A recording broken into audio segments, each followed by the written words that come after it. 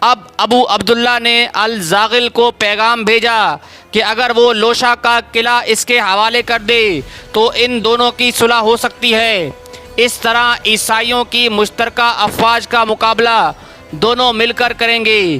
لوشا کا قلعہ دراصل غرناطہ کا دفاعی مورچہ تھا۔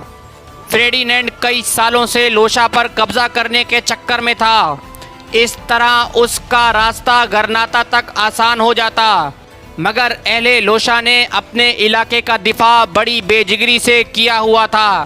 لوشا کی دفاعی اہمیت کے باوجود مسلمانوں میں اتحاد کے خواہش مند الزاغل نے ابو عبداللہ کا کہا مان لیا اور لوشا کا قلعہ اس کے حوالے کر دیا۔ لوشا پر قبضہ فریڈینینڈ کے منصوبے کا حصہ تھا۔ اب ابو عبداللہ مالکا اور لوشا دونوں پر قابض تھا۔ اس نے فوراً فریڈینینڈ کو لوشا آنے کی دعوت دے ڈالی۔ مسلمان حیران و پریشان ہو گئے کہ جس لوشا کی حفاظت کے لیے انہوں نے سالوں سے سر دھڑ کی بازی لگائی ہوئی ہے وہ بغیر کسی خون خرابے کے فریڈینینڈ کو مل گیا۔ ادھر مالکا میں جب مسلمانوں نے یہ صورتحال دیکھی تو انہوں نے ابو عبداللہ کے خلاف بغاوت کر دی۔ اس پر فریڈینینڈ نے مالکا کا محاصرہ کر لیا۔ اہل مالکا کی مدد کے لیے الزاغل غرناطہ سے روانہ ہو گیا۔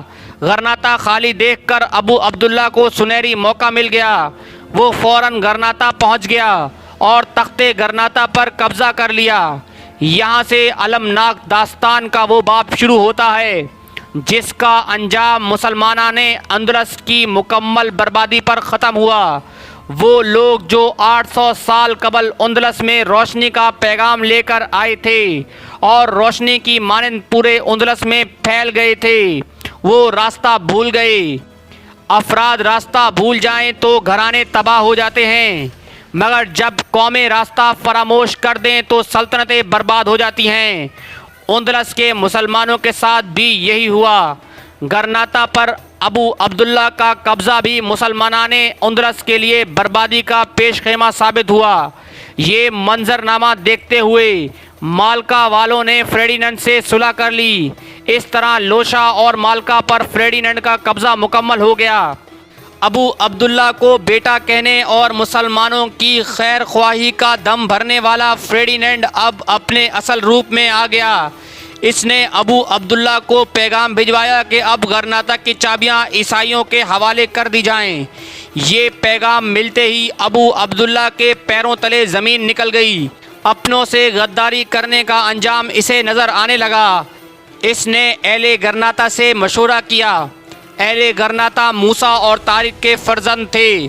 انہوں نے آخری دم تک جنگ لڑنے کا ارادہ ظاہر کیا۔ اہل غرناطہ اور فریڈینینڈ میں سخت لڑائی لڑی گئی۔ مسلمانوں کو علم تھا کہ اندلس میں اب غرناطہ ہی ان کی آخری امید ہے، لہٰذا وہ جم کر لڑے اور انہوں نے عیسائیوں کو شکست سے دوچار کر دیا۔ غرناطہ کے مضافات کے علاقے دوبارہ مسلمانوں کے قبضے میں آ گئے۔ ان میں البشرات نامی پہاڑی علاقہ بھی شامل تھا۔ قدرت قوموں کو سنبھلنے کے لیے کئی مواقع دیتی ہے۔ یوسف بن تاشقین کی آمد سے لے کر ابو الحسن کی تخت نشینی تک اہل اندلس کو سنبھلنے کے کئی مواقع ملے، مگر اقتدار کی خواہش اور حوث میں اپنوں سے غداری نے اہل اندلس کو برباد کر کے چھوڑا۔ اس نازک موقع پر جب عیسائی اندلس میں مسلمانوں کی آخری پناہ گاہ کے سامنے مورچہ زن تھے، اس وقت بھی اہل اندلس کی آپس کی نا اتفاقی ختم نہ ہوئی۔ اہل غرناطہ کی ابو عبداللہ کی سربراہی میں عیسائیوں کے خلاف کامیابیاں اس کے چچا الزاغل کو ایک آنکھ نہ بھائیں۔ وہی محمد بن سعد الزاغل جو کچھ عرصہ قبل مسلمانوں کے اتحاد کی خاطر اپنے بھائی سلطان ابو الحسن کے حق میں اپنی سلطنت سے دستبردار ہو چکا تھا، اس دفعہ اس نے شرمناک حرکت کی۔ الزاغل نے اہل غرناطہ کے خلاف فریڈینینڈ کے حق میں اپنی خدمات پیش کرتے ہوئے فریڈینینڈ کو ابو عبداللہ پر حملہ کرنے پر اکسایا۔ فریڈینینڈ نے یہی سنہرا موقع جانے نہ دیا اور ایک دفعہ پھر مسلمانوں کو آپس میں لڑوا دیا۔ اب الزاغل نے فریڈینینڈ کی مدد کے ساتھ ابو عبداللہ پر حملہ کرنے شروع کر دیے۔ گرناتا کے مضافات کے تمام قلعے ایک ایک کر کے عیسائیوں کے قبضے میں دوبارہ چلے گئے اور آخرکار گرناتا محصور ہو کر رہ گیا۔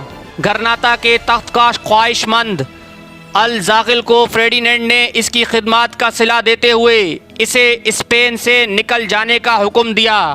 الزاغل فریڈینینڈ کا منہ دیکھتا رہ گیا اور آخرکار مراکش میں جلا وطن کر دیا گیا، وہیں گمنامی کی موت مر گیا۔ اب فریڈینینڈ اور ازابیلا نے فیصلہ کن مارکے کی تیاریاں شروع کر دی۔ 1492 سنے عیسوی کا سال آ گیا اور اسی سال موسم گرما میں عیسائیوں کی مشترکہ افواج نے گرناتا کا محاصرہ کیا۔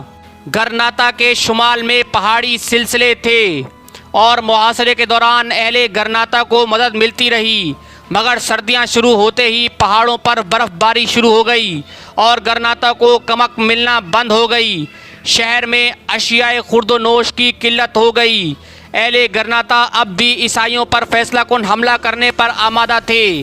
گرناتا کا سپہ سالار موسیٰ بن ابی غسان افسانوی شہرت کا حامل کردار تھا۔ وہ آخری سپاہی تک لڑنا چاہتا تھا، مگر ابو عبداللہ ذہنی طور پر شکست قبول کر چکا تھا۔ وہ اور اس کے اکثر امراء فریڈینینڈ سے صلح کا معاہدہ کرنا چاہتے تھے۔ وہ سمجھتے تھے کہ اسی طرح وہ اپنے لیے زیادہ سے زیادہ مراد حاصل کر سکیں گے۔ امراء سلطنت سازش میں مصروف ہو گئے، پس پردہ عیسائیوں سے رابطے قائم کرنے لگے۔ ان سازشی عناصر کا سرغنہ وزیر اعظم گرناتا ابو القاسم تھا۔ فریڈینینڈ نے گرناتا پر قبضے کی صورت میں اس کو گرناتا کا اہم عہدہ دینے کا وعدہ کر لیا۔ ابو عبداللہ کی ذہنی شکست میں ابو القاسم کا مرکزی کردار تھا۔ بالآخر ابو عبداللہ نے ابو القاسم کو خفیہ سفارت کاری کی اجازت دے دی۔ صلح کی شرائط طے کر لی گئیں۔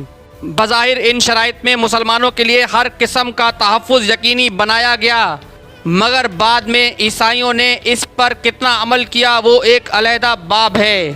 معاہدے کے تحت ابو عبداللہ کو البشرات کے علاقے میں ایک جاگیر دے دی گئی۔ آخرکار وہ تاریخی دن آ گیا جسے آج تک تاریخ اسلام کا طالب علم سیاہ دن سے تعبیر کرتا ہے۔ 2 جنوری 1492 سنے عیسوی کو گرناتا کی چابیاں ابو عبداللہ نے اپنے ہاتھوں سے فریڈینینڈ اور ازابیلا کو پیش کر دیں۔ پادری اعظم نے قصر الحمراء پر لہراتا صدیوں پرانا پرچم اسلامی اتار کر صلیب کو نصب کروا دیا اور اس طرح سقوط گرناتا کے ساتھ ساتھ اندلس میں مسلمانوں کا 800 سالہ حکمرانی کا سورج بھی غروب ہو گیا۔